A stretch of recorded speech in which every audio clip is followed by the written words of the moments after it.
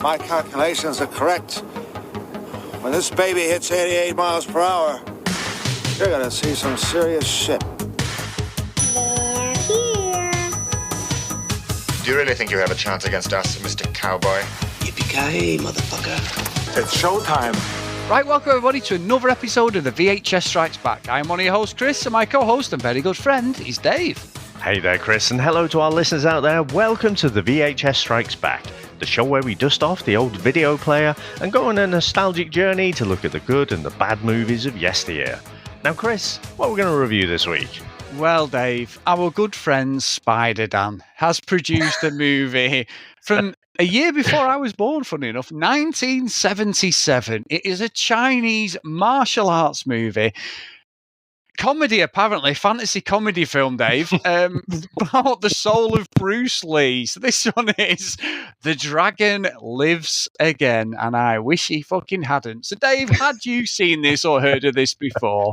You know what? First of all, I'll say, Dan, he does have an eclectic taste, doesn't he? I mean, some of his earlier picks, you know, we had Necromantic, we had Rubber as a late fees, didn't we? What was the other one? Oh God, what's the one? The Party at Kitty and Studs. You know, so how can we forget Stone's bollocks, Dave? Come on. He definitely picks some corkers, and you know, I will say they're also movies that kind of make you think a little bit. Yeah, what am I doing with my I'm life? not saying this is a fine wine of movies, but it does make you think in a certain way. You know, it's just something quite different. So, Chris, I can't say for sure that I haven't watched this one, and the reason, what it conjures memories of is definitely being earlier. So I must have been 6, 7 or something like that, going with my dad to the video shop, trying to find something. And like, because this is early 80s at the time that I'm thinking back to, you know, there's so many kung fu movies still. You had the big explosion of kung fu movies in the 70s, but you know, Chris, in the north of England, the pop culture zeitgeist only hits you a good few years later, doesn't it? So kung fu movies were just massive for me. And I was a big fan of Bruce Lee, you know, mainly because, you know, my uncles would always have it on, and especially when I was staying around at my nan's, they always, you know, had some kind of kung fu movie on. And I remember, you know, my dad saying, "Oh, this is Bruce Lee." Now the reality is, that's just because he's looking at the back of the video box, but it's Bruce Lee, but just spelled L-I, isn't it? So, you know, it is some rip-off. And but at the time, I'm just thirsting to watch new Bruce Lee content, so that was close enough. So I remember I watched a few of these movies, both through that video shop. It was one of those where, you know, it's obviously upstairs, you know, like you had, I don't know, probably a hairdresser's downstairs or something, and you walk up the side and you're upstairs and you've got all the videos on the wall, and it's just something I really miss. I mean, we speak about Blockbuster and stuff, don't we? And that was to a different level, you know, and it's all very clean and organized and stuff, but just having the videos and the video cases on the walls and just exploring them all, I really do miss that.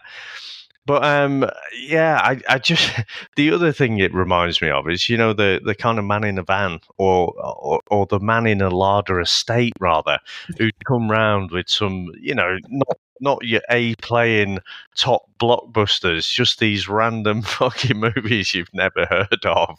And so I'm sure I had a few Bruce Lee copies, rather, videos out of there as well. So don't remember this specifically, but I think I've seen either this actor or, you know, other Bruce Lee knockoffs around this time. How about yourself, Chris? Yeah, well, you know what? It's funny you should say that, because there was a load of movies, weren't there, with Bruce Lee, as in L-E, not L-E-E, as in the legend. And I've seen a couple, same as you rent them from the video shop and what's all, you know, one of my best ones there, The Big Boss. That was one of my favourites. And I went and reviewed that, to be fair, Dave. I should have maybe put that. I love it when he won't fight in that. But it's also strange, obviously, on Enter the Dragon, things like that. It's like these sort of movies, and I've watched a few of them thinking it was Bruce Lee, and then I remember, like, I don't know if it was my dad or my granddad going, well, this movie's from the 80s, and he died in, like, early 70s, and I'm like, yeah, what's your problem? You know, and then realising, oh, hang on, these don't match up. So I've watched quite a few knockouts. I have never heard of this, Dave, at all. And as soon as the legend that is Spider-Man's name is attached to a movie, you are literally... So I'm sort of like squinting through one eye going, what the hell is the trailer? What is the trailer? Is this going to be a curtain shutting movie? Is this going to be one that, you know, I make sure there's nobody in the house again? You know, not that I got aroused at Necromantic Dave at all. But genuinely... I wasn't sure what to expect, and then when we saw the trailer last week, I was like, holy shit, this could be magnificent. So I was all up for this. We haven't done a martial arts one for a few episodes either, so this was like, this could be a classic. I'm not a big fan of a lot of the stuff that you brought to the table. Snake and the Monkey's fucking shadow, Dave. Let's talk about that shit. Fucking rubbish. But this, I was thinking, Bruce Lee, I know it's a bit of a knockoff. Let's see where we go. Oh my God, this is just unbelievable. What a pick. What a pick. Indeed. Well, Chris, should we get into our trailer? Let's go. Are you sure it's Bruce Lee? Doesn't look like him. It so happens when a person dies, their face and their body undergo a change. Who the hell are you? I am the king of the underworld. The underworld? Thanks, stop. That Bruce Lee guy is really something. Hey, mister, why are you making trouble with those triad thugs from Chinatown? They're the Godfather's private bodyguard. One's James Bond and the other's Clint Eastwood. What's more, we've got Dracula. So this is the famous Hollywood star, Emmanuel. Exorcist, will you remember me after you've become the king? Popeye, you lose again? I thought we'd be part of the team. Those bastards won't dare tangle with us.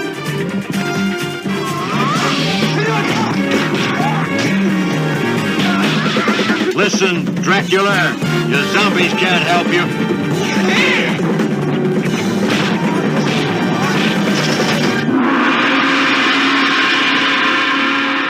When a man's endowed like Bruce, the girls are bound to want him.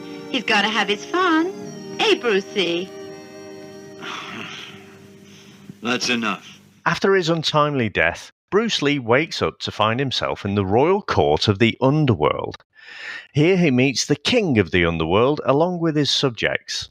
Upon questioning the king's power, the king demonstrates his displeasure by shaking a pole that can cause an earthquake through the underworld, which gives Bruce pause. Afterwards, Bruce goes to a restaurant where he meets and befriends Kane from Kung Fu, the one-armed swordsman, and Popeye.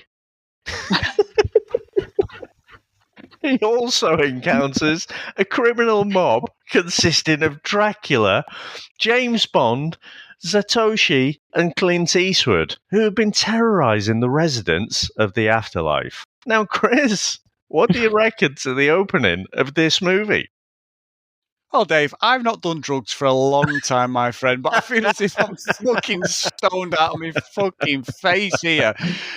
This movie is absolutely terrible, but also I couldn't keep my eyes off what character was going to pop up next. So obviously, I think it's in poor taste, though, that you've got this dead body of Bruce Lee.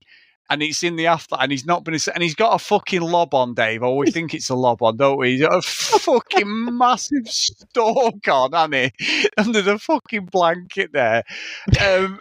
It's just, it don't make any sense because having, and I'm sure you're the same, having researched and done a lot of stuff on Bruce Lee and gone back that rabbit hole years ago, and I had like the Bruce Lee story. I knew about him teaching like Steve McQueen, James Coburn, you know, to a lot of these actors, and then they would swap.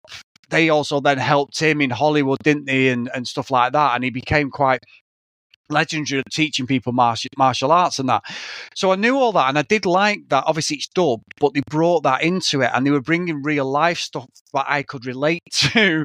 But the guy looked nothing like him. I love the fact that them three beautiful women come down and go, yeah. He goes, so this looks nothing like him, and he's like, yeah, but in the afterlife, he's racist. Because women just couldn't keep their hands off him in Earth, and he's like, fucking hell, that is a great bit of writing. So it's magnificent. But when I saw Popeye, and I used to love the Popeye cartoons, Dave, as a kid, I had Popeye on the Atari, and he's like, yeah, I can get his fucking pipe and all that. I was like, oh, fuck me, what is going on here?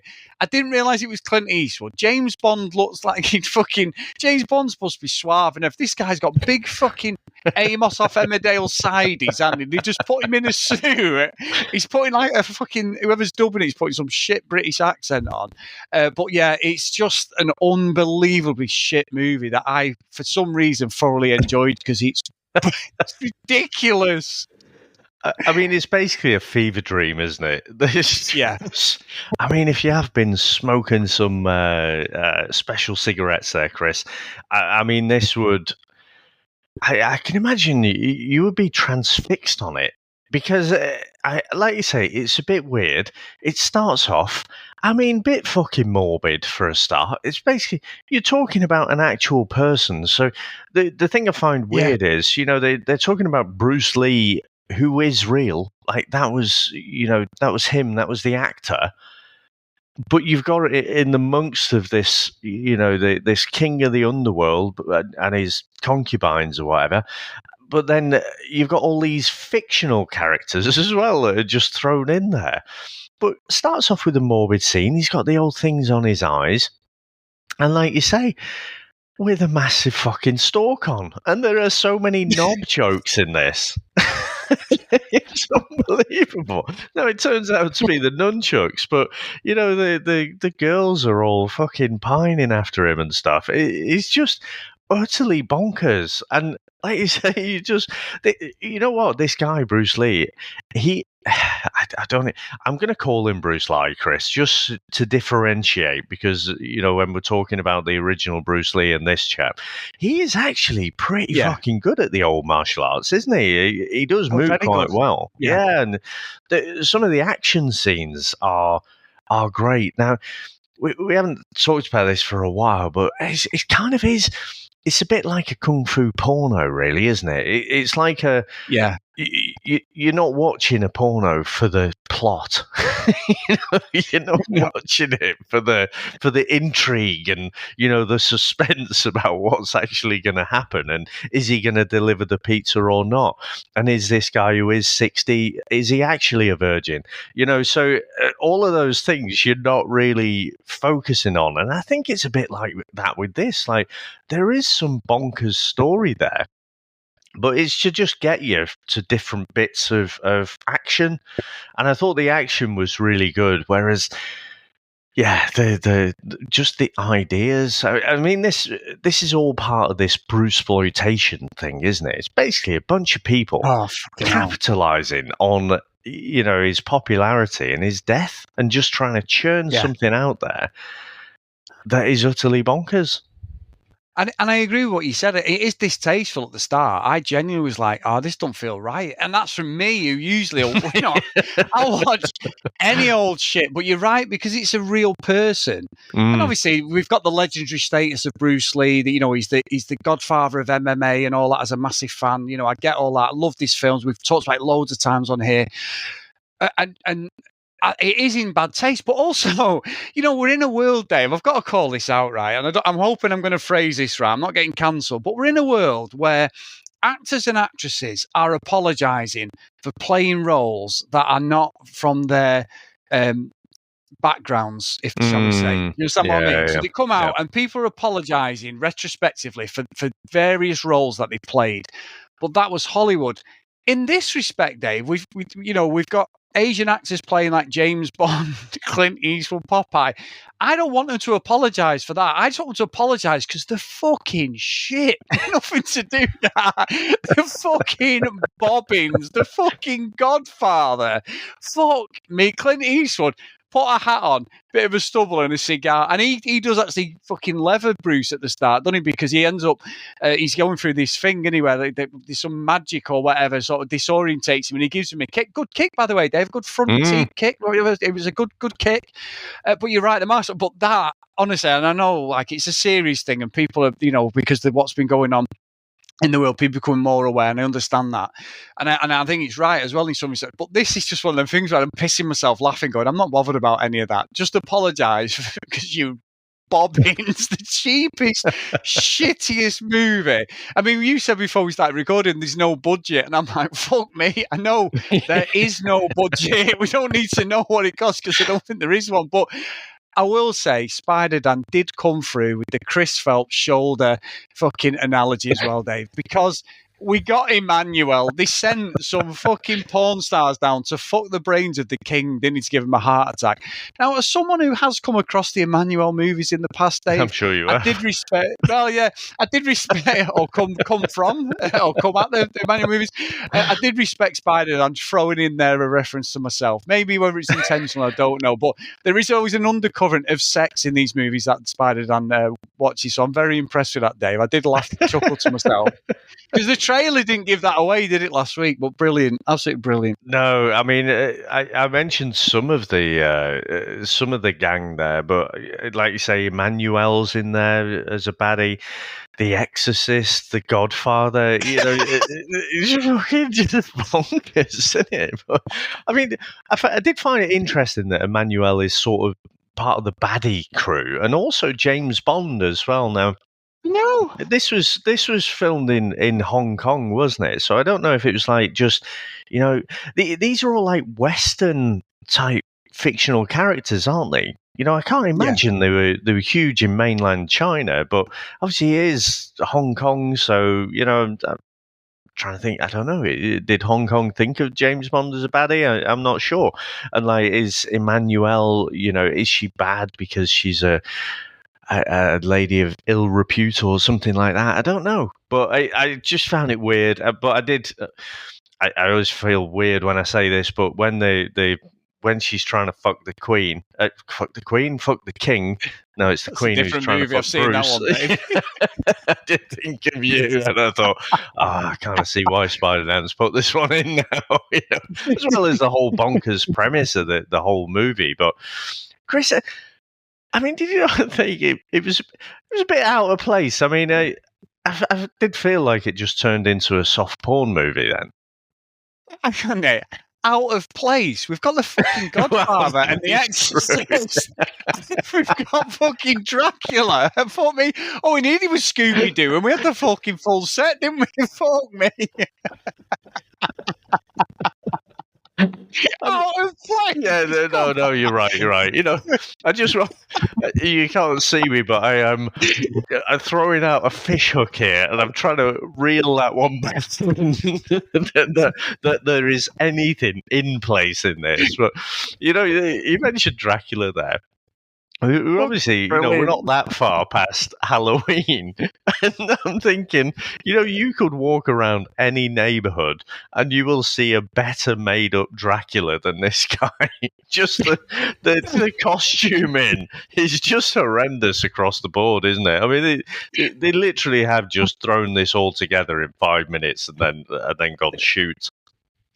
Look, you know what? You fucking beat me to it, because that's like when you go on Facebook and someone go like, unfortunately, this is a bit of a sad thing, but last week we were supposed to be going as Vincent Vega and I was going to ask you about that.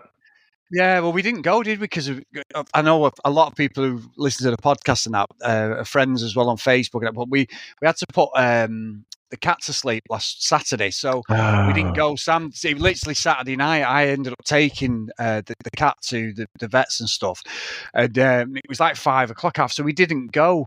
So obviously, you know, I know it's a sad thing, not to bring it on a downer, but yeah, but what I'd sent you a picture a few weeks earlier. I'd got the Vincent Vega. It was a full set Vincent Vega wig, 2 cigarettes with the cowboy fucking tie thing that he wears with the lapel. I've got a black suit, bit of a cheap outfit really for his fancy dress. It was a 40th. And when I sent it you, my mum is 60. She dyes her hair black. I'm saying to Sam, going, "Oh, like me fucking mum, fucking Vincent Vega, like John Travolta." And that was what I kept thinking with these characters. We'd have put that up and gone, yeah. Can anyone guess who we are? And everyone's going, "No, are you going to a funeral? What the fuck's this outfit you've got? We probably look nothing like Vincent Vega." And that's what you get, don't you? So you get like other people go to these fancy dresses, and it's only the suit that you go, Oh, right. You've gone as Marty McFly because you've got the fucking, the life preserver on sort of thing. It's like, right. Yeah. Just looks just like that. Yeah. Like I did that one. It's on Facebook. I went as the Undertaker about 10, 11 years ago, and I was big then, proper into the weights. And every single person's like, God, you don't have to look like the singer out of Kiss. I'm like, I'm the fucking Undertaker. I've got a WWF belt around me. And I had to wear the belt around my fucking waist. Because this is a true story. Because I had it was a cycling all-in-one suit, a black suit with it was like a gym suit, I suppose. But it was a cycling thing you wore for chafing. So it was a full long leg suit, but it looked like a leotard thing. I had it on as a wig. I've just showed you the picture. I've got MMA gloves because the Undertaker used to wear MMA gloves towards the end of his career. I got the belt, but I had to put the belt because of me fucking cock, Dave. I mean, saying that, you couldn't even see it anyway. Someone come up to me on the night because the fucking belt fell apart because it was a kid's belt. I had to put my own leather belt in and extend it round my waist. And someone was one of Sam's mates went, have you flattened it down there? Have you got padding? I'm like, you can fuck off. And then remember, there was an old woman there, this woman, and she was a bit of she was the sort of like Helga in reverse, Dave, than what I remember her saying to me at the time, going, I love her. Oh, yeah, you look great, Chris. And I'm thinking, and Sam's pissing herself laughing. She went, if I was a few years younger, I'm like, you still wouldn't have a chance. Leave me alone. But Dave, I literally looked like I had no cock in this outfit. But yes, I was the Undertaker. However, as I say, getting back to my original point, when you see people at fancy dresses, it's literally a cue on the outfit. Because we all don't look. No one looks like fucking Tom Cruise in Top Gun, or I've a few times done a Hulk Hogan job and that, and it's like I ain't got fucking arms like that. Even when I was at my best, I never looked like that. I just you've got to be on the gate. So it's like I get it. I totally get it. But yeah, that's what these characters look like until they say that you need the dialogue of the people talking, going, oh yeah, James Bond. It's like it's a guy in a tuxedo. Need a name Clint badge. Eastwood, yeah, Popeye. What? He's a bald Asian guy with a fucking pipe in his mouth. Like Popeye, the Godfather. Come on. It's brilliant. I love that reference, though, Dave. It took me down a rabbit hole, but I totally agree with that. I just kept thinking, fancy dress, Halloween. You know what I mean? Brilliant. Yeah. And I do think your Undertaker is a good 80s hairband look-alike thing, so I can definitely see it. No, I do think that was good. I think you did sidestep, though, people asking you, why have you dressed up like Frank Gallagher from Shameless? I've got the accent, haven't I? Yeah. And you smell like him as well, Chris. But, how dare you? But hopefully you can get that out next year or something. I'm assuming you're not sending it all back. No, I've still got it all. I've still got it there, yeah. I'll have to do something. Unless Sam's into Vincent Vega, Dave. I can't see me swinging around the bedroom. I'm sure she is, but I'm not sure you are dressed up as Vincent Vega. I've come to fix the light bulb. Yeah. Oh, really? Unscrew this. Yeah, But no, actually, I'm glad you don't listen to this, Dave. But no, we probably will at some point. I'll probably, I'll probably dig it out, I think. Anyway. So anyway, Chris, what the hell is this movie about? I mean, basically, it seems like Bruce Lee is this virile, basically almost godly-like person anyway. He's such a great guy. You've got a bit as well where like people are gambling. And I couldn't find the name of the voice actor because I obviously watched the dubbed version. It's on YouTube. Yeah, me too. Along with all the best movies. But I definitely recognise the voice. I think this might be, Chris, the same guy who's dubbed Bruce Lee in like The Big Boss and stuff. I'd have to go back and listen, but it's definitely a familiar voice. Yes. And when he's shaking his finger at people, telling them, you gambled in the real world, and you don't want to do the same in the afterlife. There's something about the way he's saying it that I'm like, yeah, I've definitely heard this guy, and it's like, what are you doing, huh? Yeah, there's something like really, really familiar about it. Yeah, I think you're right. That's a good callback. And Dave, say about the opponents and the voice everything. Some of the unseen opponents, Dave, were going to be the Wicked Witch of the West, Oh, fucking God. Norman Bates, Carrie, The Great Gatsby, Phantom of the Opera. It would have been magical. Fucking But movie. Who do you think Fuck me. Who do you think this is for? Because again, I guess in Hong Kong, it's that interesting melting pot, isn't it? Especially in the 70s of like, Chinese culture, but Western influence as well. I'm just baffled by the fact it's all kind of Western type fictional characters. And I'm like, who is this movie for? Yeah. Well, apart from Bruce Lee fans. Yeah, you know what though, Dad? That's a good point because I think what whoever's made this movie is, and I said before, they've done the research on Bruce Lee and what he liked and stuff. Popeye, things like that. Obviously Clint Eastwood, James Bond. They're all references that I've read about. With Bruce Lee and his life and various guys. I'm not sure about Emmanuel, Dave, but obviously The Godfather came after his death. Or it might have been around 72, maybe the year he died. The Exorcist was a bit later, I think, or maybe it wasn't. But it's weird because, normally, like you look at For Your Height Only, they had that same loop, didn't they, James Bond? Ding, ding, ding, or whatever it was, the same loop all the way through, and they got the permission on that. These have just ripped off all these like movies, actors, actresses, everything. And obviously, America's probably not even seen it, Dave. It's one of them things probably until the VHSs were available to rent, we would never have seen something like this. I don't think it's even been released in the UK. Maybe some of that, it was released on YouTube or something. But it's one of them, even if they did, I think the studios have gone, you don't give a fuck. They're not making any money off the back of this nonsense. They're just like, it's like a pantomime, isn't it, really, playing. It's like us as a cover band. You're covering artist music, but at no point did they ever think we were ever going to get bollocks for it. I mean, we had Manny DJing at one of our gigs and we're doing the Stone Roses and he just come over laughing, going, fucking, even to me, when you sound miles better than fucking Ian Brown, starts like laughing his head off. You're playing it better than us lads and all that joking and stuff. But he was never going to go, how dare you? He covers bands of what makes the world go around. This is what this is, really. It's almost like a covers version of just a mess. It's just a stoner's fucking dream, and they've put it all together as a movie. And I don't get what, because the thing is, reading the synopsis of the movie makes perfect sense, but watching it on the screen, it fucking doesn't, Dave. It doesn't, even with the dubbed narration that's going on, telling us about Bruce Lee's life, which a lot of it is very accurate. And that's what I think I related to, because it pricked my ears up then, because you're like, oh yeah, well, that's right. They trained all these actors and he did these things. He played Kato and stuff in the Green Hornet. That's how he got his break, didn't he, and stuff. So yeah, I do respect it. And I think also, having recently watched Once Upon a Time in Hollywood as well, a couple of years ago in the cinema, and they absolutely, Brad Pitt fucking levered Bruce Lee, didn't he, in that little fight that threw him against the car. Yeah. But I can respect it.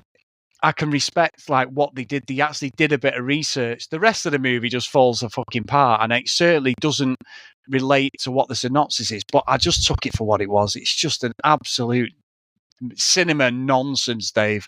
Absolutely brilliant. Yeah. But I mean, Kato shows up in this, doesn't he? Yeah, pretty much. Yeah, he does. The other thing I think they do is they use and basically rip off. I'm pretty sure they wouldn't have had permission, but just ripped off a lot of the music, a lot of the sound effects. You get to hear the music from like Enter the Dragon. You hear those familiar Bruce Lee kind of. I probably shouldn't do that, should I? We're going to get cancelled for that. I might cut that bit out. But you get the familiar Bruce Lee sounds, don't you? The kind of noises that he makes when he's doing those kind of fights. Anyway, the podcast will be the VHS Strikes Back. Featuring Chris Phelps. And Chris Phelps. I have to do both accents, won't I? Fucking brilliant. No, but I do think the guy who plays Bruce Lee, his martial arts style is very similar. He's got that double kick off to a T, like you see in Enter the Dragon, the big boss. When he does it roundhouse kick, just two of them done it one after the other, dead quick. Bruce Lee, that's like one of Bruce Lee's absolute sort of iconic moves that he does. I love that in all his movies. I really do love it. And Game of Death, everything. He always seems to two of them come at him and he goes, 1, 2. They two very, very quick kicks, and that's so brilliant. But I just think there's just nothing going on that makes any sense. It's a class, like you said, all the best movies are on YouTube, and it is on fucking YouTube. Spider-Dan is just fucking unbelievable when he pulls these out of the bag. I mean, it's not the worst movie. When I first put it on, I was like, oh my God, this could be. I've said the famous words for a long time, and I knew with it being martial arts, going to be a bit biased in the Bruce Lee stuff. It's not going to be, but just as it goes on, you're just literally going, who the fuck is going to turn up next? I was expecting Burt Reynolds to turn up or something, Dave, the Bandit or something. I was like, come on, there's got to be some reference from the 70s, like some random character. So, yeah, I just went with the movie. It makes no sense, and it's just stupid. It really is stupid. I thought you might appreciate probably that there was a bathing scene, Chris. Well, with all the concubines. Yeah, I did, but I'm watching it on my phone, Dave, while Sam's watching the telly, and I'm sort of turning my phone at this point. She's watching fucking Coronation Street or something, and she tells me off because my AirPods are always too loud, and I'm like, yeah, I just need to turn this. Like, she probably thinks I'm fucking texting some fucking girl or something, Dave, you know what I mean? Or whatever. I'm fucking there with my phone, or I'm fucking our algorithm tennis that we do to each other is caught up with me, Dave, on TikTok. I can just imagine the explanation. What are you watching? No, show me. Yeah, it's a kung fu movie. Honest. Why is your hand down your pants? We'll watch it for another 2 minutes and it'll get into a fight. No, it's just lingering right on this scene. It's going on for ages. And I do feel like that scene, the bathing scene, and also the Emmanuel scene when she's trying to seduce the king and stuff. And basically there's this whole plot that basically he's got a bit of a dodgy ticker, I think that was the thinking, so she needs to get him all worked up and then he'll die and then they'll be able to take over the underworld. So basically she's going to fuck his brains out and like kill him or fuck him to death, I guess. So yeah, utterly bonkers. But both of those scenes go on for way too long. And it's just, it's obvious why they're there, I guess. Yeah, and a little slight reference, Dave, a little story. It's my birthday this week, as everyone knows. I was 45, Dave, on Thursday, and we went out for a meal, and, I've been proper on me food and everything. But I thought, you know what, I'm going to have a treat. Sam and Jordan made me some flapjacks and some cookies, and not had anything like that for 6 months, right? So I destroyed all of them, by the way, Dave. I think I had something like 10 cookies. And they're like the Millie's cookies. Jordan makes them just like Millie's cookies. About 10 of them, flapjacks. We went out for this amazing meal. This Turkish Mediterranean restaurant that's open near us really is like getting great reviews, and it was really nice. Sam then tells them it's my birthday, Dave, and he's talking about something going on for longer than it should. After the meal, this restaurant's packed. It's Thursday night. It is packed because it's like you've got to book in. It's that popular at the moment. They start doing like a Turkish happy birthday thing, right? Dave, I'm not joking. It went on for fucking ages. And everyone's singing. They're like, come over, and he's got like this big chocolate gatto with ice cream on, and he's got like a sparkler in it. Dickhead here puts his hand on the sparkler and fucking burns my finger on camera. Sam's pissing himself laughing. Do you not remember the safety adverts when we were kids? I do, picking up sparklers. But after a minute of everyone just clapping me in the restaurant, and even the other customers are like, what's going on? I got bored, and I'm like, you get all that awkward thing of like, I've got to do something because I'm just sat there like going along with it. Like I'm doing it now, tapping the table, like, oh yeah, waving to the fucking chef and that who was doing it. Then eventually they went, happy birthday to you. And I'm like, fuck for that. And I've got the worst false smile. And it sounds so ungrateful because it was lovely. But the song, Sam was laughing, going, I went, even in fucking TGI Fridays when they come over and do that stupid thing where they go, ladies and gentlemen, they all start fucking clapping, going, happy birthday. And they'll do were like shit. Because my niece works there. She said it's awful. It's the most cringe thing ever. This went on for back. I'm not joking. It must have been 2 minutes of celebrating my birthday, Dave. Now, I do like the attention. I mean, far too long. Dave. I'll just send you the video. I just look so awkward. I'm just like, please stop. Please fucking stop.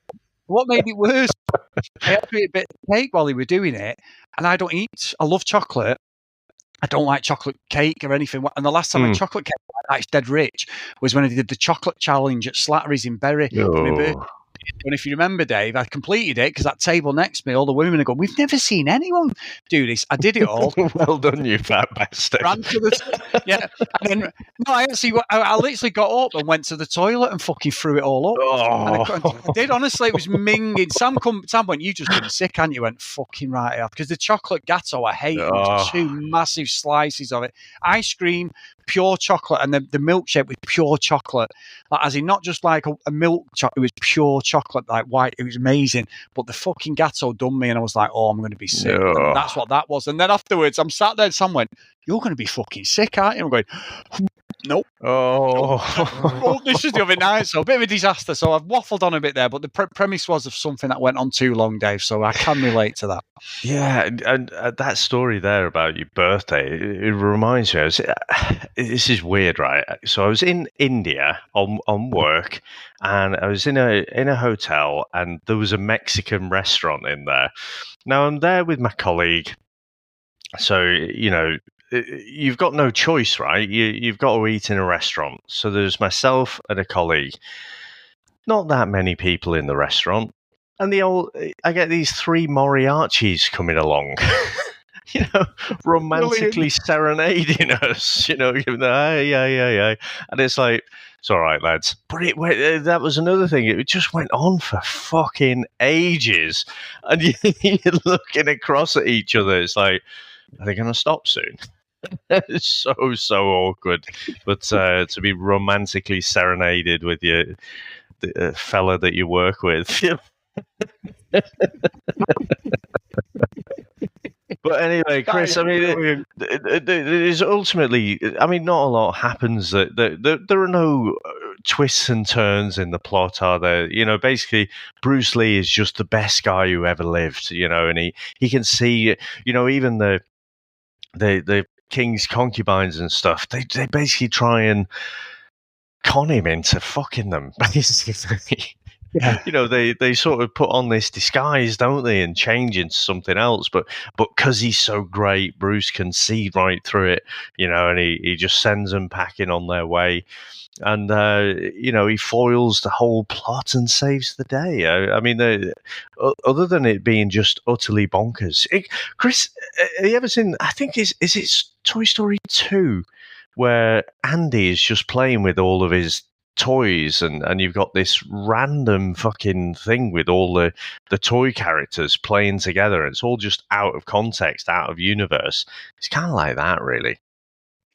Yeah, it is, to be fair. And I think what you've said is correct. I think, like, they're trying to pay homage to him in their weird fucking way. However, it doesn't really hit, does it, in places? It's just the ridiculousness of the movie for me that I absolutely love. It's just like, it's so silly and so stupid that you would tell people about this movie if they were into martial arts and go, please watch it. Because it is utterly ridiculous. It is, isn't it? It's utterly ridiculous, this movie. Yeah, no, I'm the same. So shall we get into our scores, Dave? Let's go.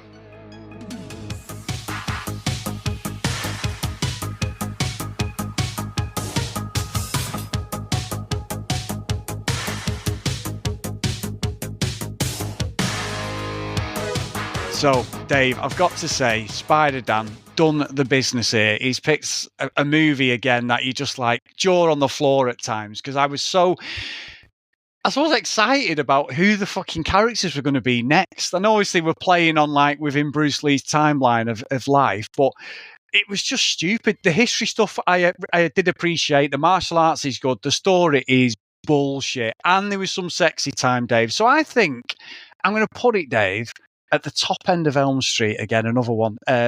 Enjoyed it, really did. Good fun, but silly. Absolutely silly. So what about yourself? Well, I think objectively, this is one of the worst movies we've seen. I think there is no question. You can spot this a mile off. It's all part of this Bruce-ploitation. It's just cashing in on the guy's death and his popularity. And, I've said it a few times now, but the script written in crayon very quickly and then just get everything together. Costume, it's fine, it doesn't really look like Dracula, but it's all good, we'll slap some makeup on him and go for it. So it's just utterly bonkers. The martial arts, I would say, is pretty good. I actually quite rate this guy. He's not bad at his craft there, and obviously having watching the English dubbed version, you get the familiar voices that you recognise from actual Bruce Lee movies and other movies around this era. So I think there is something wonderful about it as well. I just the fact that it is just so utterly bonkers. I'm glad movies like this exist and they help you appreciate well-crafted, well-made movies as well. But there is definitely place in the world for movies like this, and glad I've watched it. There is not a good chance that I'll ever watch this again. But definitely glad I've watched it, and I would recommend, especially some of the movies our followers watch. This should definitely be on the pile. I think if you wanting to watch something a bit out there, a bit bonkers.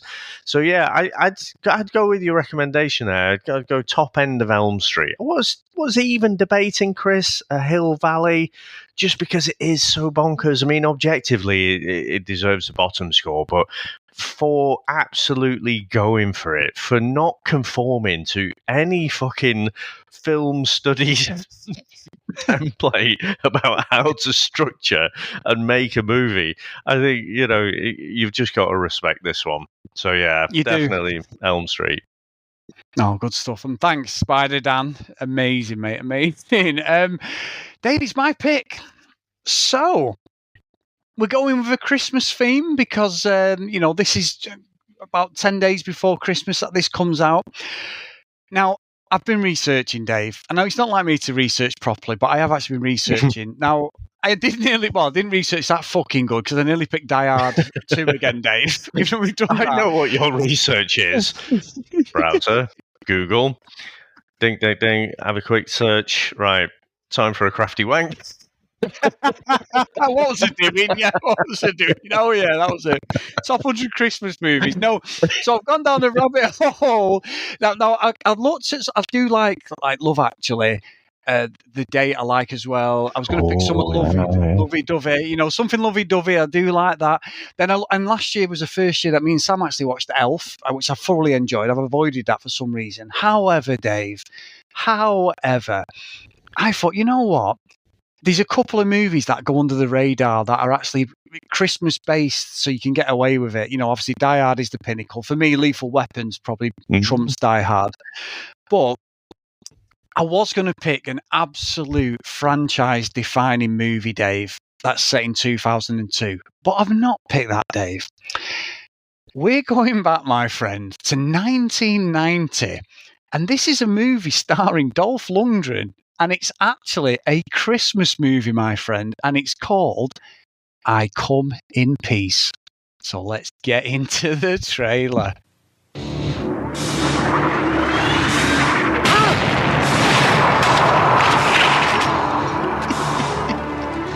I come in peace.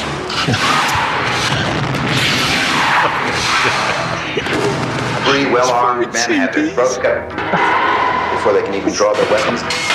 Who could possibly move that fast? He's got his Punisher look there. Think the weapon's secure? Yes, I do. Nick Castle, by the way, Dave. It's like not turning Frank. your radio dial to KILL. This does look like the Punisher, to be fair. In peace. Does? Okay. Why don't they drop in the name of the movie once? Yeah. Stop him. He'll kill your people by the thousands. What does he want? Marcy, a priceless drug. Where I'm from. Rare and illegal. Looks like it might be a bit sci-fi, this, Chris. What did you say you were from? Yeah. If he returns, Everything I love, Dave. slaughter. Yeah. Aye, I'm sure he's funny how much he's But we've got what he came for.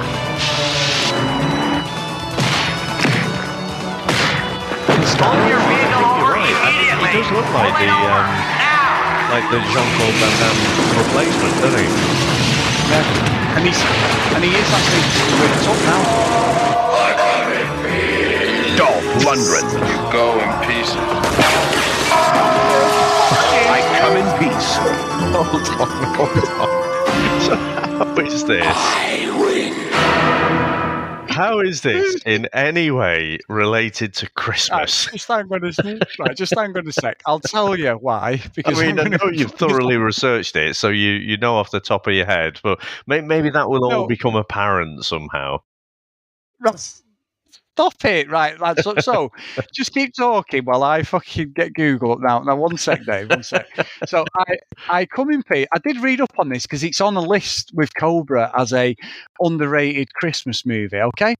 So basically, Dave, it is nothing to do with Christmas, but it's based at Christmas, this movie, okay? Chris, I'm searching IMDb. I don't even see it. I literally type in, I come in peace. And it brings up Dark Angel. We're not even Hold on, to fucking voice it. Oh, I think this is Dark Angel from 1990. Are you sure this is actually called I Come in Peace, or is it called Dark Angel? I think it could be Dark Angel, I Come in Peace. Anyway, Trey. Know it well. Angel, yeah. I come in peace. That's it there, Dave. Oh, for fuck's sake. That's him anyway. Fucking brilliant. Absolutely brilliant. So we probably watched the wrong trailer there. But anyway, that's I can see movie, Dave. It's got on the front, it's got Dolph Lundgren, and then it's got in quotes, I come in peace. But it could be one of those, maybe... By the time we get into next week, we'll know a bit more and why the hell it is related to Christmas, because I don't see anything from the trailer. But, wait.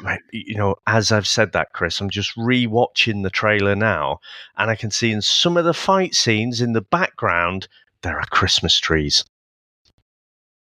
Exactly. Like in fucking Cobra. Yeah. Dave, it says here. Right, hang on.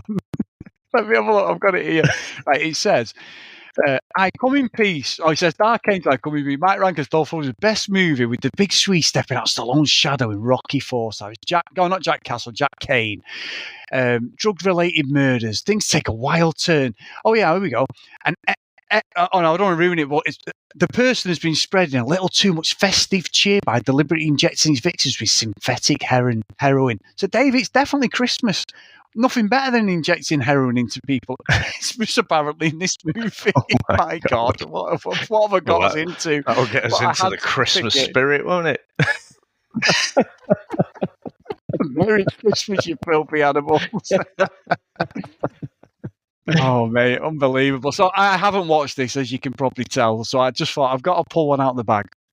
Anyway, massive thank you to Spider-Dan for today. Great pick, mate. Honestly, really enjoyed that. And everyone else who supported us over this last year, we really appreciate it, guys. And we've still got another pick next week, Dave. It's your pick. So get your Christmas thinking hat on. Are you going to pull one out of the bag? Are we going to go for a rom-com? I'll leave that with you before we even get into my pick.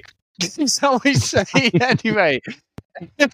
The roll call of honour for today, and if you do want to support us, get over to patreon.com/the VHS Strikes Back. If you want to email us, the VHS Strikes Back at gmail.com, and as always, get onto social media at VHS Strikes Back. So, a massive thank you as always to Mr. Tony Farina. I've fucking done it again. Fucking Clint Davis. Cinema Chat podcast there then. I was like, what? Brent's back on board. Right. Sorry, Dave, to call this. Right, here we go. So massive thank you to Mr. Tony Frieda, Mr. John Hammond, Blake, Maths, Jack, Herb, Lucky Lulu Green, Kent Gustafson, Heath, Matt, Tim, Susan, Justin, Dan, Trent, Stephen, Dylan, Helen, Lee, and Sarge as well. So thank you so much for your support, guys. We really appreciate it. Honestly, really, really good of you supporting the podcast. And Dave, there is nothing on IMDb about fucking Dragon Lives Again or whatever this is called.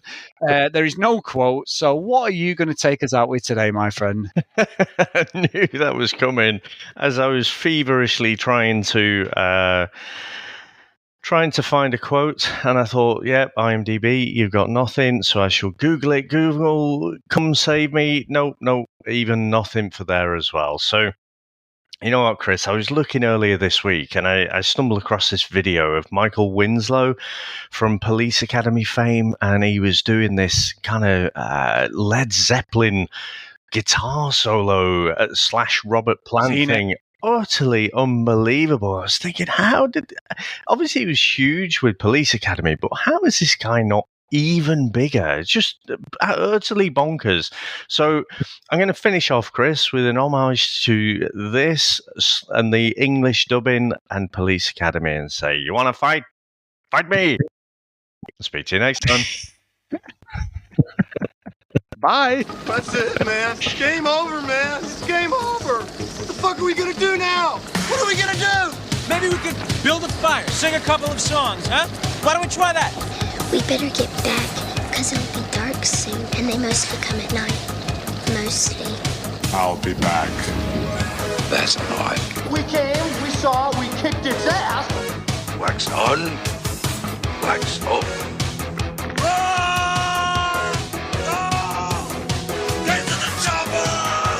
One ring to go. All right. Ding, ding.